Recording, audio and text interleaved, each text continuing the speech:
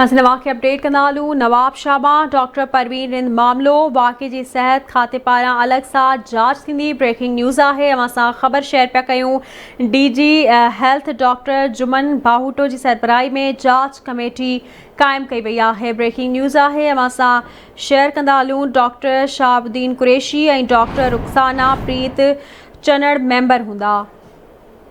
अहम ख़बर आहे, अवां सां शेयर करे रहिया आहियूं। नवाब शाह डॉक्टर परवीन रिंद वारे मामले बाबति वाक़े जी सिहत खाते पारां अलॻि सां जांच थींदी।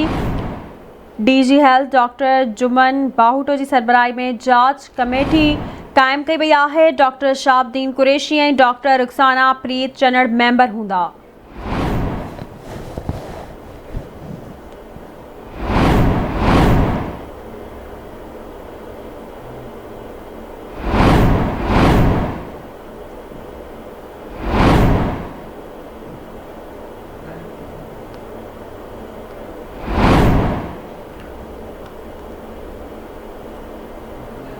तफ़सील मालूम कंदासीं। नवाब शाह AK डायरी खां। जी AK अपडेट कजो, कहिड़ा तफ़सील आहिनि?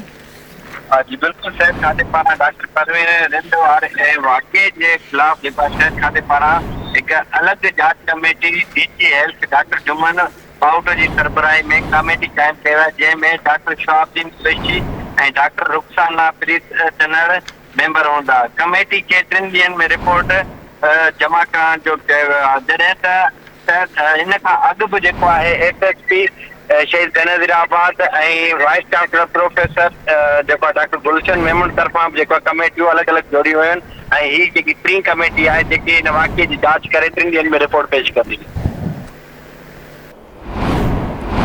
महिरबानी जी अपडेट करण लाइ।